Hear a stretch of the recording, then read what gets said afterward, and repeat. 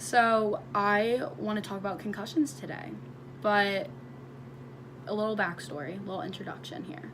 So, I played rugby for 5.5 years, and when I originally started playing, I was concerned with how to play and how I can better myself as a player. And then I started to grow a little older. I started to see a lot of concussions, and not just in rugby, but in my days at school and stuff like that. And I started to think, like, how do concussions affect people outside of the game or just in like their daily life, and what can they lead to? So I started doing some research, and I was mainly focusing on what they are. But as I did more research on what concussions are, I started finding out so many things we as athletes, coaches, and parents, and just people in their daily lives need to know about concussions. And I started focusing on what they lead to and how they affect you mentally and physically, and why athletes in specific don't speak up when they get a concussion. So let's get into that, and I hope you guys enjoy. This fact sheet tells coaches that they need to make sure that they tell their athletes what concussions are, how to look out for it, and how to prevent it, and why to speak up. So let's get into some statistics on players speaking up and for some reasons why they may not. Among 800 high school student athletes, 69% reported playing with concussion symptoms, and 40% reported that their coach was unaware they had a concussion. Some reasons why athletes may not speak up is because they don't think concussions are serious, they're afraid of looking weak, they don't want to lose their position on the team or during the game, they don't want to jeopardize their future sports career, they don't want to let their teammates down, and they're scared of what their coach or teammates might think of them. These reasons for not speaking up are important for coaches and parents to know so they are able to look for a possible concussion if the athlete has not said anything. So let's talk about the unequal halo, which is a preventative measure. So as you can see on the girl's head, that's a headband called the unequal halo. The unequal halo was designed to protect athletes from possible concussions. The unequal halo was designed to protect athletes from concussions, and it works by dispersing impact away from the head and body. Unequal's patented battlefield body armor uses cutting-edge materials like Kelvar, Aceleron, and Tritter. Unequal uses the same science that protects soldiers from bullets, and Sharpnel has been modified to help protect athletes. Their claim is concussion reduction technology. Now that we've gone over the fact sheet and preventative measures, let's get into long-term effects such as CTE and second impact syndrome. Here I'm going to show you a video of CTE, sort of explaining the medical side of it. Today, let's talk about what is CTE. The medical term is chronic traumatic encephalopathy. It can only be found post-mortem. It is the protein called tau that is the cause of CTE. Some of the side effects are impulsive behavior, depression, memory loss, substance abuse, suicidal thoughts, and more. And it is caused by subconcussive hits to the head, which are hits to the head that do not cause concussions. So here you can see that I've drawn the brain. Around the brain, there is nothing holding it in place to make sure it doesn't move. So when you get hits to your head, such as subconcussive forces, which do not cause concussions, your brain would literally be moving and hitting your skull. So around the brain, we do have cerebral spinal fluid, which is basically just a clear fluid that surrounds your brain and your spinal cord, leading down here. So now I want to show you the inside of your brain from inside out. So here I want to focus on the amygdala and the hippocampus. The reason why I'm focusing on these two is because this is where CTE is found. So your amygdala controls emotions, anger, outbursts, all that type of thing, and some memory, and the hippocampus controls memory. So once the protein tau, which you'll see in the next clip,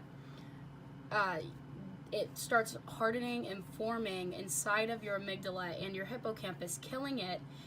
So CTE starts forming here and here. Here's a microscopic image of tau. So in CTE, a protein called tau, which would be this little dude, it forms clumps that slowly spread throughout your brain, killing your brain cells. So eventually that little guy is going to spread from here and here all over your brain, killing every cell, which kills you. In that video, there's an explanation of where it is and what the protein does, but some things I didn't mention in that video would be that as the disease progresses, it typically leads to patients having issues with thinking and memory loss.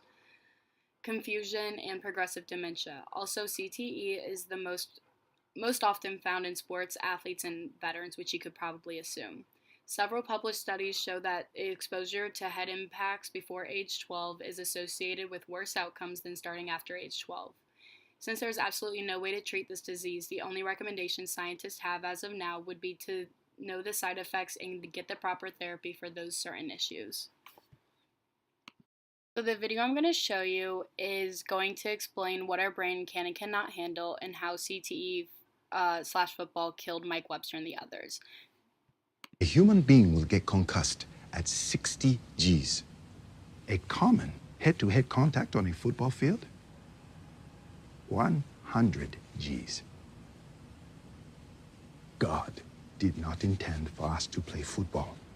Let's keep God out of this. Okay. Okay.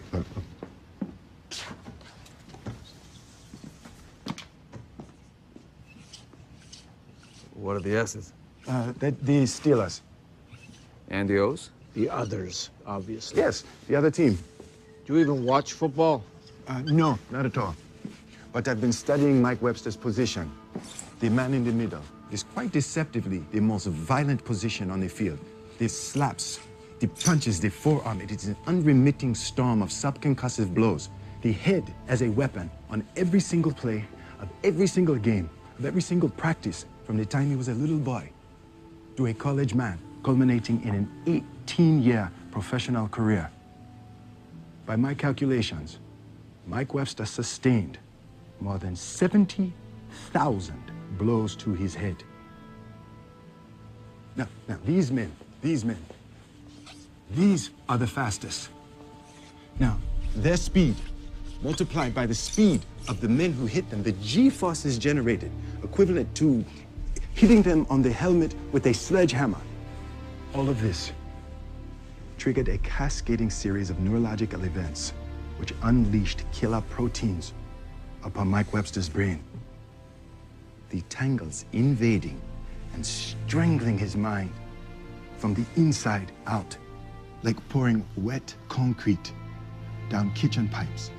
As it hardens, it chokes the brain, leaving him unrecognizable, even to himself. I don't know football. I've never played. But I am telling you that playing football killed Mike Webster. Now that we've gone over CTE and Dr. Omalu's standpoint, let's go into second impact syndrome. Now let's get into second impact syndrome.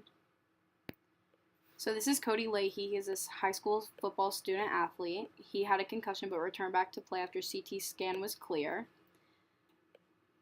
When he returned back to play, he hit his head during the first practice back, and he said he was fine, but then he was hit in the head a few drills later and fell to one knee, dropped to the floor in seizures. He was rushed to the emergency room, where doctors discovered that the pressure in his brain was dangerously high.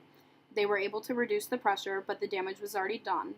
6 years later, Cody Leahy, now 23, cannot walk unassisted and gets around most of the time in a wheelchair, and his short-term memory is completely gone. Researchers describe second impact syndrome as typically involving an athlete suffering post-concussive symptoms following a head injury. So within several weeks, if an athlete returns to play and sustains a second head injury, cerebral swelling will occur, brain herniation, and death may occur. Athletes suspected of having died from SIS would need to have a post-mortem CT scan done to look for bleeding in the brain and the swelling of the cerebral. So let's do a little breakdown. So we went through the fact sheet for U Sport coaches, basically the statistics on athletes not speaking up, and then the reasons why they may not, which is important for coaches to know so they are able to recognize and remove the player from the field if needed. We went over CTE and what it is, and then we heard from Dr. Omalu and kind of explaining it a little more than I was able to.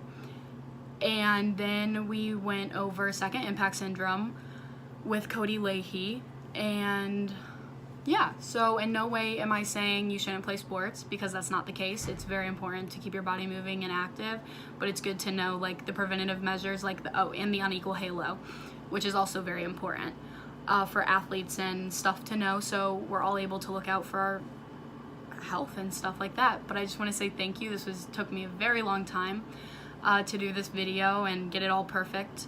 So I hope you like this, Burns, because you're the only one watching this, but I hope you liked it. And yeah, have a great week, weekend, summer, whatever. Deuces.